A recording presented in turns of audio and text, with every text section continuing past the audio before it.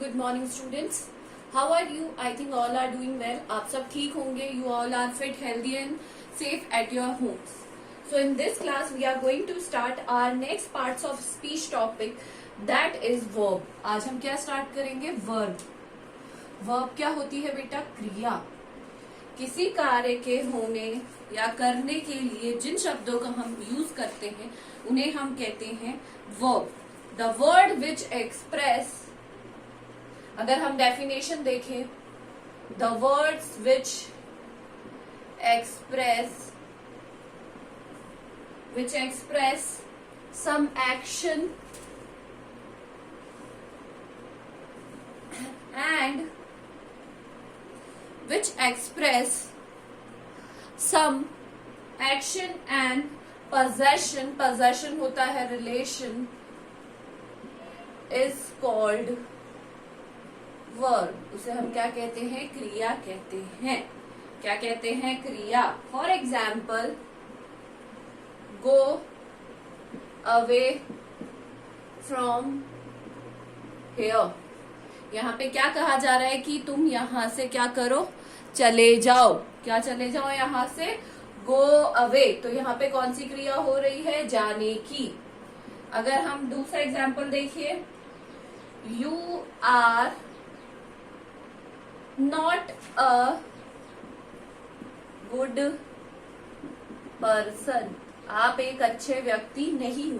अब आप इसमें कहेंगे कि इसमें कौन सी क्रिया हो रही है या इसमें कौन सा वर्ब है.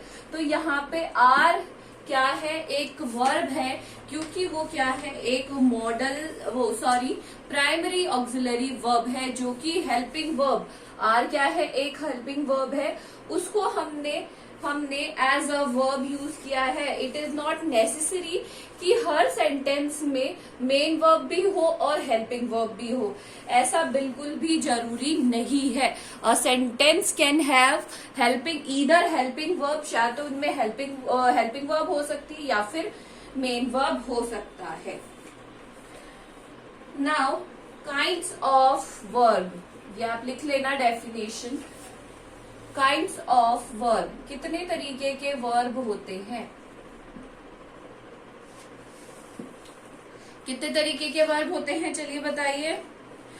There are 2 types of verb. कितने तरीके के होते हैं? 2 टाइप्स ऑफ वर्ब. 2 तरीके के होते हैं वर्ब. एक होता है आपका मेन वर्ब, एक होता है ऑक्सिलियरी वर्ब. एक क्या होता है आपका? Auxiliary verb. ऑक्सिलियरी वर्ब को हम हेल्पिंग वर्ब भी कहते हैं. ऑक्सिलियरी वर्ब को हम क्या कहते हैं? Helping verb. Verbs are divided into 2 parts, main verbs and auxiliary verbs. And the main verbs are those words which express something is being done. जो काम हो रहा होता है उसे हम कहते हैं main verb. Something being done, जो कार्य उस समय होता है, जो क्रिया उस समय हो रही होती है. Something being done. Fine. For example, respect your elders. Example है ये. तो यहाँ पे क्या किया जा रहा है? रेस्पेक्ट दी जा रही है एल्डर्स की. तो यहाँ पे क्या हो जाएगा? रिस्पेक्ट हो जाएगा. क्या होगा यहाँ पे? Helping verb. मेन वर्ब क्या होगा यहाँ पे? रिस्पेक्ट. नाउ अगर हम बात करें the words which needs main verb, जिन शब्दों को मेन वर्ब की जरूरत पड़ती है to make the complete sense, और they help the main verb to complete sense, उन्हें हम क्या कहते हैं? Auxiliary verb. जितने भी होते हैं, जैसे do, does, did, is, am, are, has, have, had, ये सारे आते हैं ऑक्सिलरी वर्ब में. समझ में आया? मेन वर्ब वो काम होता है जो एक्शन में हो रहा होता है. ऑक्सिलरी वर्ब्स वो वर्ब्स होते हैं जो मेन वर्ब की हेल्प करते हैं to make their complete sense, ताकि उनका कंप्लीट सेंस निकल सके, पूरा अर्थ निकल सके. ठीक है, ये हो गए हमारे मेन वर्ब और ऑक्सिलरी वर्ब. अब हम इनको डिटेल में पढ़ेंगे.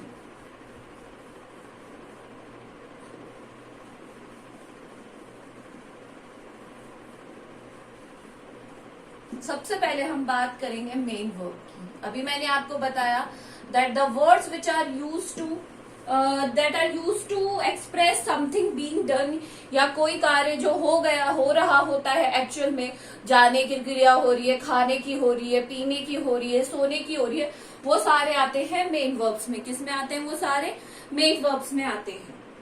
Now main verbs are also divided into following parts. Main verb के भी फॉलोइंग पार्ट्स होते हैं। सबसे पहला होता है ट्रांजिटिव वर्ब। कौन सा वर्ब होता है? Transitive verb.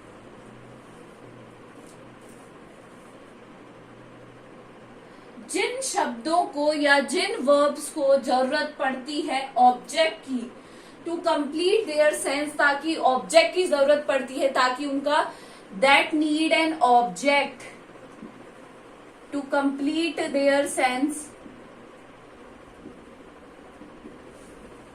Are known as transitive verb. Transitive verb में क्या होता है? हमेशा ऑब्जेक्ट की जरूरत पड़ती है। फॉर एग्जाम्पल देखिए,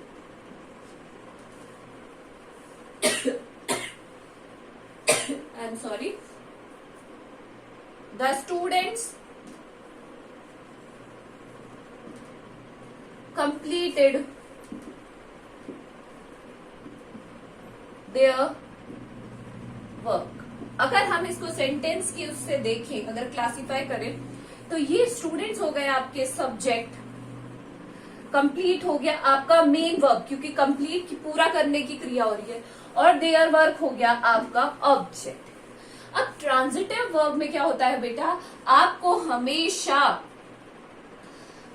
ऑब्जेक्ट की जरूरत पड़ती है ताकि इसका आगे का सेंस कंप्लीट निकल सके। मान लीजिए अगर यहाँ पे ऑब्जेक्ट नहीं होता, the students completed, question mark आ जाता, क्या उन्होंने क्या किया? खाना खा लिया, फिनिश कर लिया, खाना कंप्लीट कर लिया, पेपर कंप्लीट कर लिया, या फिर अपना काम कंप्लीट कर लिया, क्या?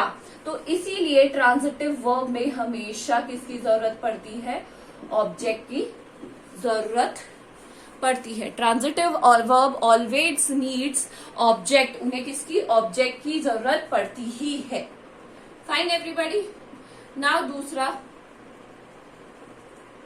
Intransitive verb. इंट्रांजिटिव वर्ब इसका अपोजिट होता है, दे डज नॉट नीड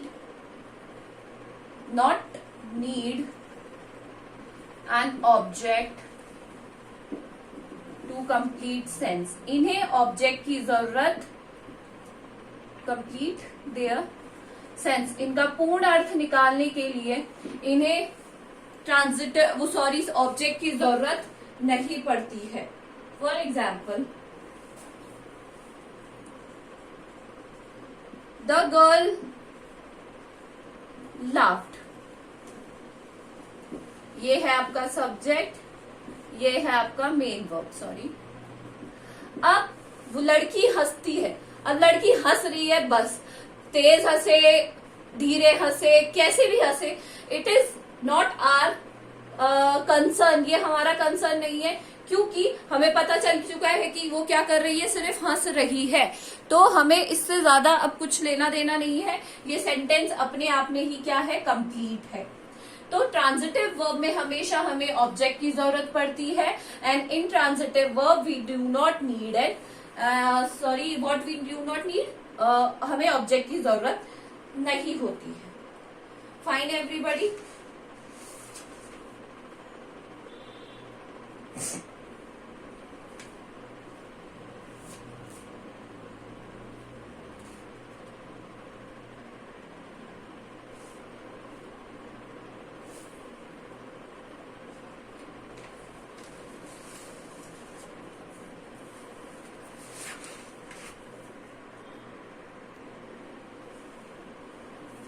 ये हो गए types of main verb.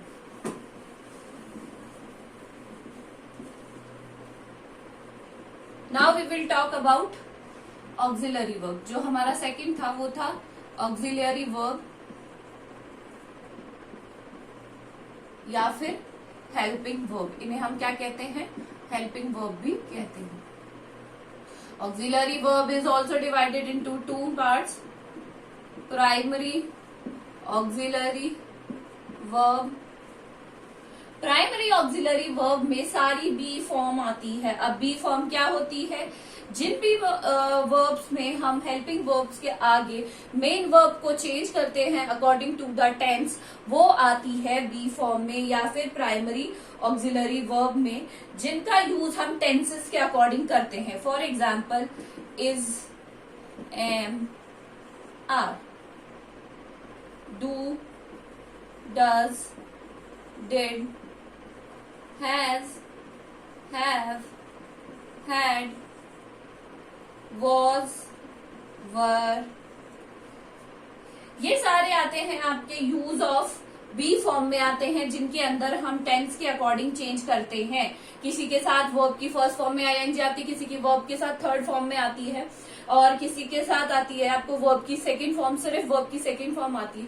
So these are primary auxiliary verb which are related to the tenses, जिनके अंदर हम चेंज करते हैं अकॉर्डिंग टू द सेंटेंसेस। दूसरा होता है आपका मॉडल ऑक्सिलरी वर्ब। क्या होता है? Model auxiliary verb. अब मॉडल्स भी वर्ब होते हैं, मॉडल्स भी एज अ वर्ब यूज आते हैं, एज अ क्रिया आपने पढ़ा है। ये सारी मॉडल ऑक्सिलरी वर्ब कौन सी होती है? Can, could, may, might, ought to, should, would, etcetera. ये सारी क्या होती है? मॉडल ऑक्सिलरी वर्ब होती है। मॉडल्स आपने पढ़े होंगे, बट मॉडल्स के साथ ये है कि हमेशा हम में वर्ब की फर्स्ट फॉर्म यूज करते हैं। मॉडल्स के साथ हमेशा वर्ब की फर्स्ट फॉर्म ही यूज आती है। नीदर ऐसा नहीं है कि आपने वर्ब के साथ आईएनजी लगा रहे हैं, आप वर्ब के फर्स्ट फॉर्म के साथ कोई और फॉर्म्स लगा रहे हैं, सेकेंड फॉर्म लगा दी, नहीं, हमेशा आपको वर्ब की फर्स्ट फॉर्म ही यूज लेनी है। सो आज हमने क्या किया है? आज हमने वर्ब्स की है। तो there are two types of verbs, main verb and auxiliary verb. Main verb is also divided into two parts that are I'm sorry main verb के भी दो पार्ट्स होते हैं, transitive verbs and intransitive verbs, and auxiliary verbs are also divided into two parts, primary auxiliary verb and modal auxiliary verbs. ठीक है, आपको इनकी definition अपनी कॉपीज में करनी है. कोई भी प्रॉब्लम हो, you can ask me personally. This is all for today. Thank you.